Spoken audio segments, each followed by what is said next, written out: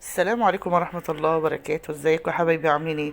تعالوا بقى كعك العيد. وانا الفيديو ده انا مصوراه بقالي اسبوع تقريبا، بس كنت مترددة انزله لان الجودة، لاني طبعا ولادي هم اللي ايه، هم اللي مصوريني. ده كعك العيد بقى بايد امي، وانا طبعا اللي بعجن، بس امي وتحت اشرافها ربنا يديها الصحة ويخليها لنا يا رب في بيتها. هنا طبعا احنا حطينا سمسم على كمية الدقيق دي، بسم الله ما شاء الله. آه 5 كيلو كعك. وهنا حطينا السمنة. طبعا احنا عارفين الكيلو الدقيق بيتحط عليه نص كيلو سمنة بالظبط. طبعا السمنة البلدي بتبقى جميلة قوي في الكعك. هنا ايه، حطينا ريحة كعك، حاجة اسمها ريحة الكعك بتبقى جميلة قوي.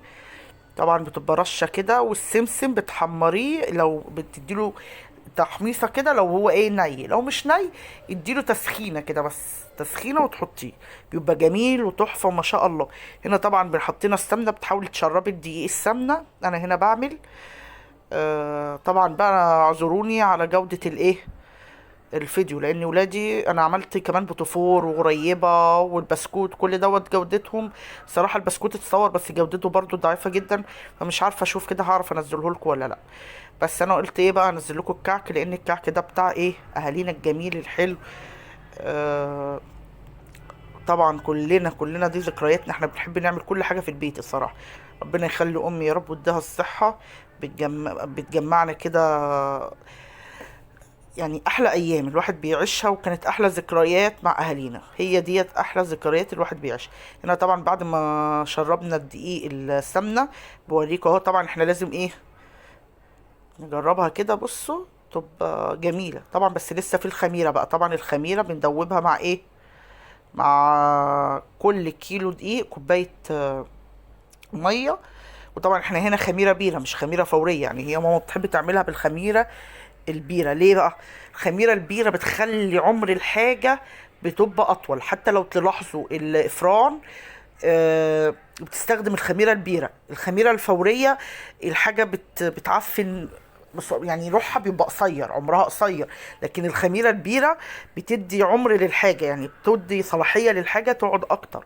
فطبعا هنا بشرب بقى ايه الخميرة في العجينة اهي. بنعجن برضو بنفتحها كده. طبعا ده كله بايدي، انا اللي بعمل طول عمري الحمد لله. يعني اتعلمت ده كله من امي. انا الوحيده اللي في اخواتي، احنا 4 بنات، بس انا الوحيده اللي ايه، اللي يعني حابه الموضوع ده، وانا اللي كنت بعمله على طول ايدي فيه. فالحمد لله يعني ان انا ايه، حتى كله بيحب الحاجه من ايدي. ربنا يدي الصحه لامي. هي كانت مش بتخلي حد يعمل حاجه، بس هي طبعا صحتها دلوقتي ربنا يشفيها لنا. انا بقى اللي بقوم بالمهمه دي. طبعا هنا احنا خلصنا اهو العجينة مية مية. طبعا هنا ايه، نبدأ بقى ايه، نعمل ال بسم الله الرحمن الرحيم الكعكة. طبعا بقى كل واحد على الحجم، بس انا بحب الكعكة تبقى صغننة خالص، يعني حاجة كده صغيرة. طبعا كل سنة وانتم طيبين بقى، دي احلى ايام. ربنا يعيد عليكم الايام بخير يا رب، واجعلها سنة كده يا رب خير وسعادة على الأمة الإسلامية. وانصر إخواتنا يا رب، انصر إخواتنا يا رب، انصر إخواتنا يا رب بحق الأيام المفترجة دي. طبعا اللي أول مرة يشوفني بقى ما ينساش يشترك في القناة ويفعل زر الجرس ويكتب كومنت ودعوة حلوة بصلاح الأحوال ليا وليكم بإذن الله.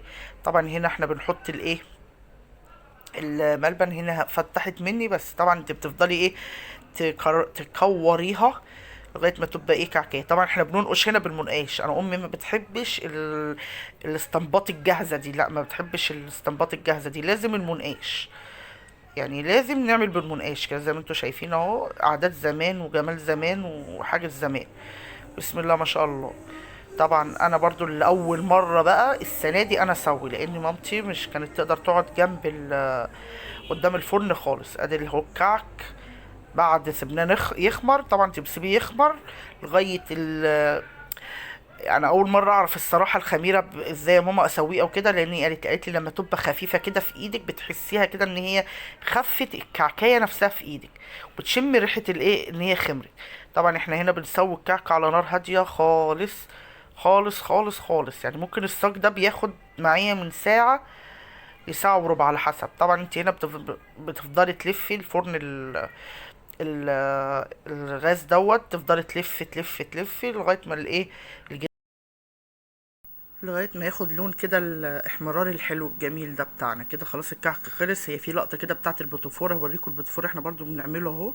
دي اختي اللي بتزوقه الصراحه الكبيره، هي بتحب التزويق، وهي يعني ما شاء الله عليها شاطره. فانا ما عرفتش اصور اصلا وانا بعجن، لان طبعا ما فيش حد يصورني والولاد ما كانوش معايا. فانا اللي مسكت التليفون بعد ما عجنت وخلصت بقى البوتفور. قلت ايه اوريكم بقى حته من البوتفور كده. طبعا الحاجه لما تجيلي بقى من عند ماما باذن الله هصورها لكم، لاني انا عملت وروحت بيتي، فالحاجه دي لسه هتجيلي. كل سنه وانتم طيبين ومع السلامه.